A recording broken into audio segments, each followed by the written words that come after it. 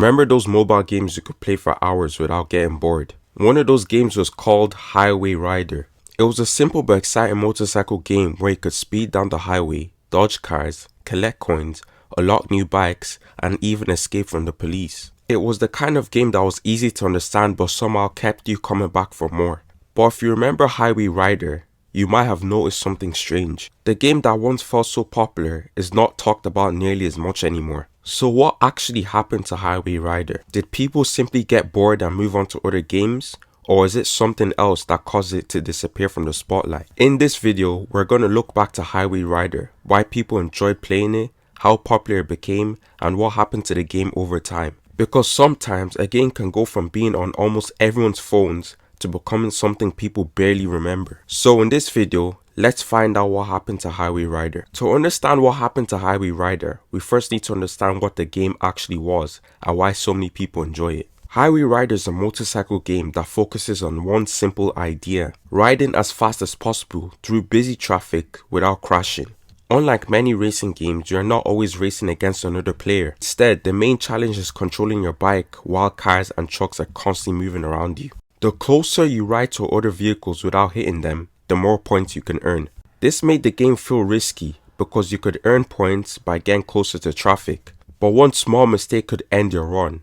As you played more, you could collect coins and use them to unlock different motorcycles and improve your bike. The game also had different modes, including time challenges and police chases, which gave players more things to do. One of the biggest reasons Highway Rider was easy to enjoy was because of its simple controls. You did not need to learn complicated buttons or rules. You could quickly start playing, understand what to do, and try to beat your previous score. This simple gameplay became a major part of its appeal.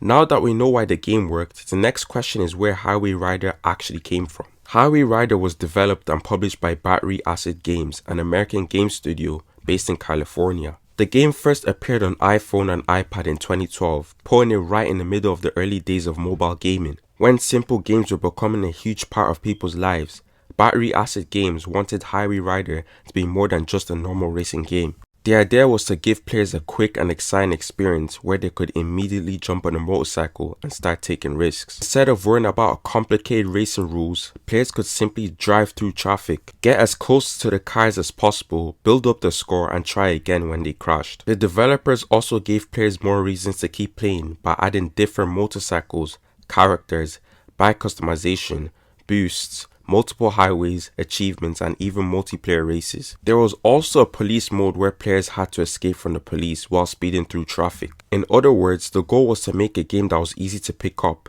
but had enough action and features to keep players coming back. And for a while, this formula worked extremely well. With Highway Rider becoming such a popular mobile game, it is worth looking at just how big it actually became. While there's not a confirmed public figure for the game's total revenue, we do know that Highway Rider reached millions of players. One source estimates the Android version alone had been downloaded around 37 million times before it was removed from Google Play in 2023, while the iOS version has also passed 25 million downloads according to App Analytics data. Battery Acid Games itself says that its games have reached more than 50 million players, but the numbers only tell part of the story. For many people, Highway Rider was more than just another game on their phone.